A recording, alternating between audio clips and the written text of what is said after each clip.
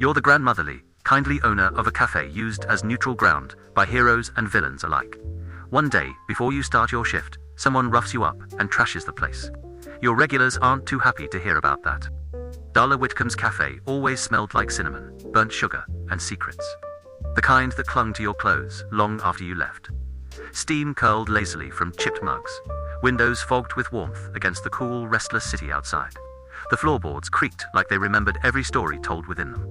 It was small, worn, and impossibly alive-like. It breathed alongside its guests. She hadn't always been Nan to them. Once, Darla was just a widow, with flour on her hands and grief tucked behind her ribs. When the war between vigilantes and villains shattered her street, she bought the only building left standing. People whispered she was foolish, feeding wolves, but Darla only smiled and said, "Even wolves sit when they're fed right." The first week had been chaos incarnate. A masked vigilante threw a man through her pastry case. Blueberry filling, dripping like evidence. Someone froze the coffee mid-pour, trapping steam in glass. Another ignited a chair, because he started it. The air had smelled like sugar, smoke, and bad decisions.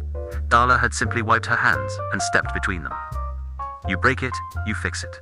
You fight, you leave," she'd said, voice calm as rain.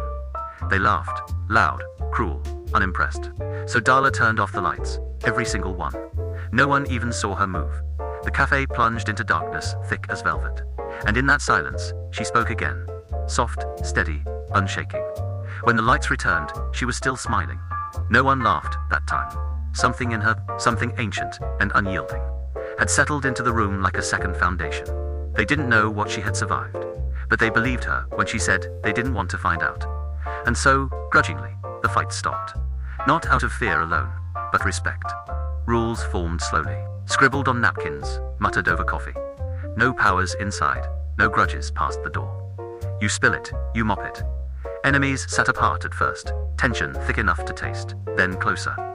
Then, one quiet morning, a villain passed sugar to a hero without a word. That was the moment it became real. Not friendship, not forgiveness, but a truce. A fragile, stubborn peace that only existed within Darla Whitcomb's cafe. Outside, they hunted each other. Inside, they shared silence and warmth, and something dangerously close to understanding. So, when Darla unlocked the door that morning and smelled smoke instead of cinnamon, her heart sank. Tables overturned, glass shattered, the espresso machine gutted, her cafe, her sanctuary, destroyed. She sighed softly, because whoever did this didn't understand the rules. By noon, Darla Whitcomb's cafe smelled like antiseptic, bitter coffee, and something sharp in the air. Anger, humming low and dangerous. The bell above the door chimed again and again until it became a constant. Boots, capes, masks, shadows bending wrong. Light flickering where it shouldn't. Her regulars had arrived. They filled the room in silence at first, eyes scanning the damage like predators scenting blood. "Who did this?" asked the gold-visored vigilante, voice tight. Darla dabbed at her eyes with a cloth. "No fighting," she said gently. A tall villain in silk and steel righted a chair beside her. "This isn't fighting," they murmured. "This is correction." Darla gave them a look. "Not in my cafe." The room stilled. Even now, even like this, they listened. They moved carefully, inspecting scorch marks, broken glass, strange residue. The air buzzed with tension, like lightning waiting to strike. Every instinct in them screamed for retaliation. "You said no powers," a young hero whispered. "And I meant it," Darla replied. "But someone broke your rules," the villain said softly. "That changes things." Every eye turned to her, waiting not for permission to fight, but for permission to act. Darla set her broom aside. The wood creaked beneath her steady feet. "You fix what's broken," she said. "You protect what matters, but you do not bring war through that door." Her voice was warm, but final.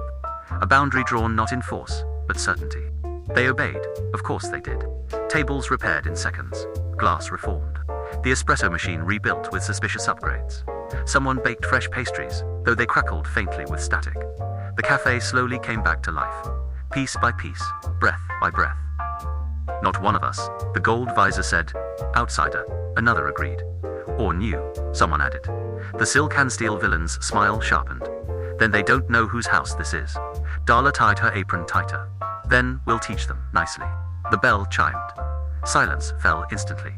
A stranger stood in the doorway, boots stained, grin wild, eyes bright with careless destruction.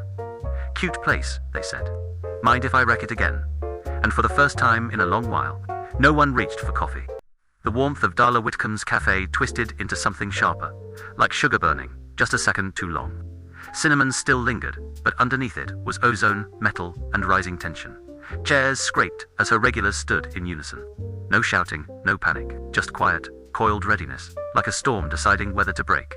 Darla stepped forward, steady as ever, hands folded over her apron.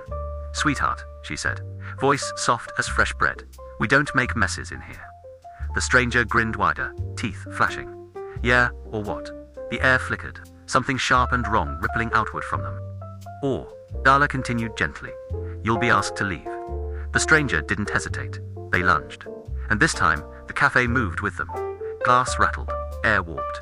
A force slammed outward like a shockwave, rattling cups, cracking a window. The smell of burning electricity cut through the room. They made it 3 steps. The shadow walker in the corner moved, first darkness peeling off the walls, snaring the stranger's legs mid-step. At the same time, the gold-visored vigilante surged forward, palm glowing, slamming controlled force into the stranger's chest enough to halt, not harm. From behind the counter, the silken steel villain flicked their wrist thin, gleaming blades threading through the air to rest at the stranger's throat. Not cutting, just waiting. Near the window, a kinetic manipulator pressed invisible weight down, pinning the stranger's shoulders like gravity had doubled. A woman with crackling blue fingertips steadied the room, electricity dancing along her skin, but never striking, just ready. Another regular, eyes glowing faint violet, locked onto the stranger's movements, slowing them, just enough to keep everything controlled, measured. The stranger fought anyway. Power flared, raw, messy, uncontrolled. The shadows strained, the force flickered. A crack split the tile beneath their feet. For a moment, it looked like they might break free, and then everyone adjusted. The gold visor stepped closer, increasing pressure by inches. The shadow walker tightened the bind. The kinetic user pushed harder, careful, precise. The blade at the stranger's throat didn't move, but somehow felt closer. Every action layered, balanced, absolute. The cafe didn't descend into chaos. It became something else entirely. Coordination without words. A dozen enemies, perfectly in sync. Not to destroy, not to win, but to enforce. Darla walked through it like she was crossing her kitchen, calm, unhurried, untouchable. She stopped in front of the stranger, who was breathing harder now, defiance cracking at the edges. "Now," she said kindly, "we can try this again." She crouched slightly, meeting their eyes. "You apologize. You help clean, and you respect my cafe." The stranger bared their teeth. "Make me." The pressure increased, not violently, but undeniably. The weight of everyone in that room pressed in closer. The shadows tightened another inch. The force at their chest deepened. The invisible weight doubled. The blade kissed skin, just enough to remind, no one overstepped, no one lost control. That was the terrifying part. The stranger broke. Not all at once. First the tension in their shoulders, then the fight in their eyes. "Fine," they rasped. "I'm sorry." Silence held for one more beat, just to be sure. Then everything released. Shadows melted back. Light faded. The pressure lifted. The blade withdrew. The cafe exhaled. Someone shoved a mop into the stranger's hands. Another dropped a rag on their shoulder. The blue-fingered woman handed them a bucket with a small, satisfied smile. Darla beamed, warm and proud. "There we are, much better."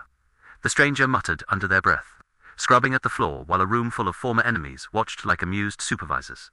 A hero chuckled. A villain smirked. Darla rang the bell, bright and cheerful. "All right, everyone. Coffee's on. And remember, no fighting." Laughter filled the cafe once more. Outside, chaos ruled. But inside Darla Whitcomb's cafe, everyone followed the rules.